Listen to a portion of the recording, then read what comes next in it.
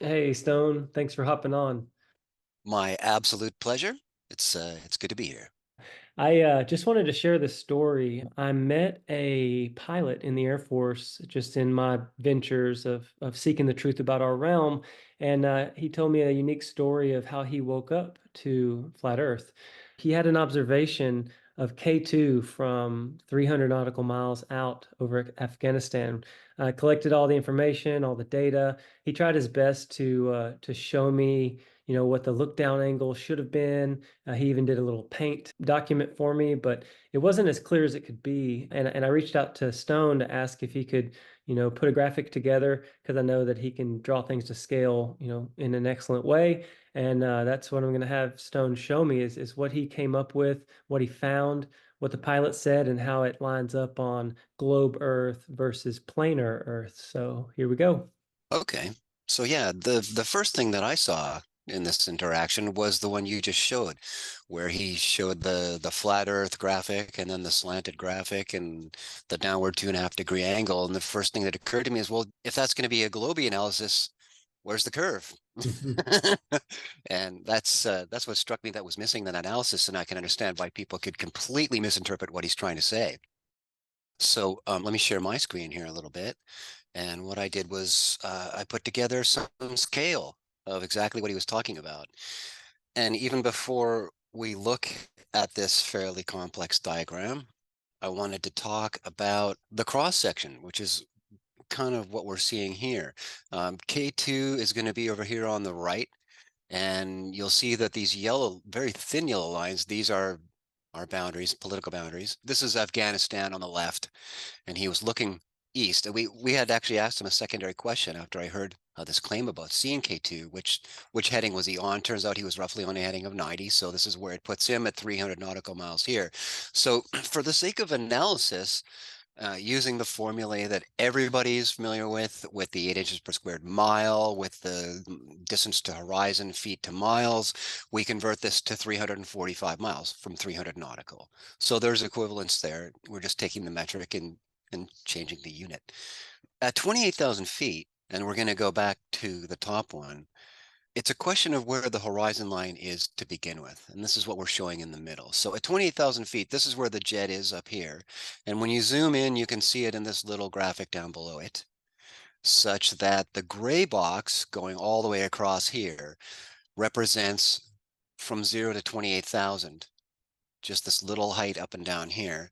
And the brown and red lines that come away from it represent the angles coming away from the eye of the observer. And you see them both coming across here where eventually they split. And the lower line I've colored red, you can see in this diagram down here, where the red is coming to the surface itself. And that is the first calculation, that when you take 28,000 feet, you take the square root of it times 1.22, you find out that the horizon is 193 miles away. So what we did, or actually 204, I take it back, 204 miles away. That's the horizon calculation, the one everybody's familiar with. So the line changes from red to green at the point when it hits the horizon. And then as we move to the right, we're coming towards the mountain K2, which was represented here in the larger die, the zoom in here, with the brown and the blue. And I've segregated it into two because this same green line that leaves the horizon point comes and hits K2 roughly in the middle of its height, 13,000 feet up the mountain. So if we were looking at a regular analysis of just looking at simple Earth curvature from the observer past the point of the horizon to K2 at 345 miles away, we would see about 14,750 feet of K2 above the horizon from this observation point at 28,000 feet. However, there are mountains in the way, and this is why I provided this cross section here from Google Earth. And I'm going to zoom in just a little bit in a sec so that you can see that. But what that represents is literally this cross section here, that it's almost exactly the same diagram that we're looking at here. The numbers are almost the same. So I could even zoom in on this one, that on the left, the plane is up here at 28,000. In between, the mountains are roughly, at 15. And there are higher ones and lower ones, but they are farther away from the midspan point of 204 miles. I wanted to take something that's fairly significantly high, fairly close to that mark. And that's the measurement that I pulled out. And then on the right, you see up at the top where K2 is. And again, that's at 28,000, as you can see on the left. So what we're doing is the secondary calculation from this point, when we go back and we look at what's going on here, that the brown line is coming across and hitting the top of those 15,000 feet. And that is what this pink box represents, is 15,000 feet above the sea level, which is where the horizon line was originally hitting in the first calculation. And 193 and 204, you can see, are roughly the same incident angle when you're talking about 200 miles away. This is roughly the change you can expect. And after that, that same brown line shooting across the 15K, again, these are both straight lines coming across the midspan. It's just that this one happens to change color. This straight line coming across the peak shows over here that it is actually obstructed by nearly 12,000 feet because of this peak in the middle. So when we look at this to scale, it's pretty straightforward that there's no way in the Globee model that we would be able to see K2 from 28,000 feet from 345 miles away. The curvature and this peak, this elevation, prohibits that. And not only does it prohibit it, it actually prohibits it by 12,000 feet. So when we look straight up at the Globee model, it's pretty straightforward that there is just no way at 28,000 feet, 345 miles away, you're going to see either the brown or the blue. In fact, you're not even going to see the purple. You're only going to see from here and above on the Globee model because of the obstruction mid-span on the curve.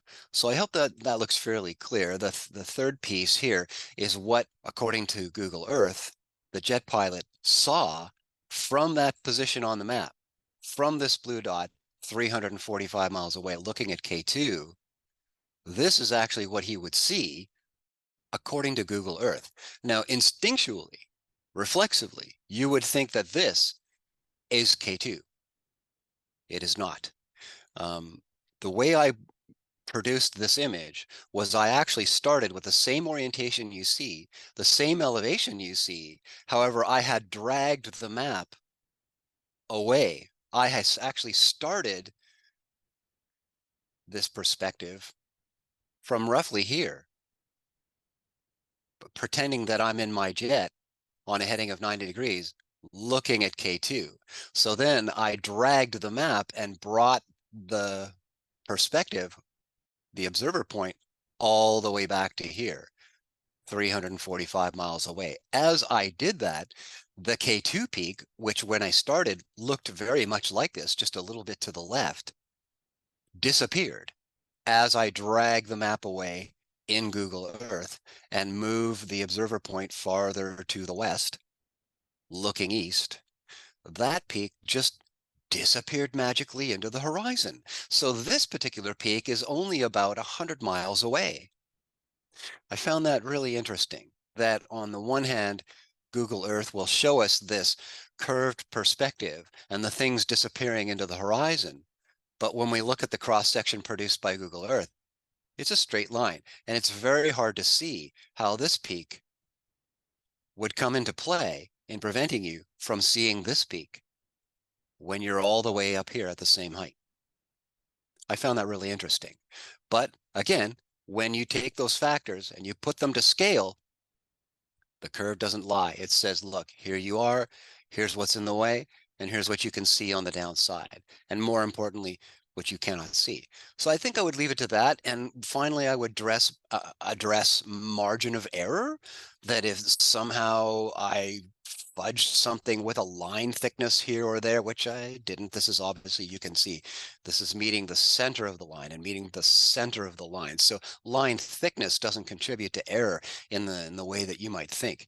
And yet again over here, this pink line does correspond to what the pilot originally put in his own assertion, that there was a 79,800-foot difference between the top of the peak elevation altitude and where you would see directly level straight across in terms of this horizontality off of this verticality where the observer is seeing from. That he's, all we're doing is taking that straight across and subtracting one from the other. That comes to 79.8. And that meets exactly what the pilot's calculation was. So we can see that the margin of error is not going to even approach 12,000 feet. So it's a pretty ironclad geometric analysis. I think that's the way I would describe what you're looking at right here. And that's, for me, that's case closed. Man, Stone, I really appreciate you sharing that and breaking it down. I was excited to hear about, the observation that he made. He told me it was a really, really cold, crisp day, and he knew that he was looking at K2 because, he has a moving map, and he was able to put like a drop point on top of K2 because on his moving map it showed, danger, watch out. Here's a really high peak in in front of you. And then he was able to cue his targeting pod to it, which is infrared. It's like a TV sensor, and that's what let him know that K2 was at his horizontal. And you broke it down, and I appreciate the time you spent on that. It's just fantastic that this stuff is all coming out in the open. My pleasure. We do love to get to the empirical truth. And I think this is a good way to do it. Absolutely. Well, we'll see you around on the next one, and I'll put your channel in the description of my video so people can find some of your other work. Excellent. Thanks for showing this to me. This is good exercise. Thanks, brother.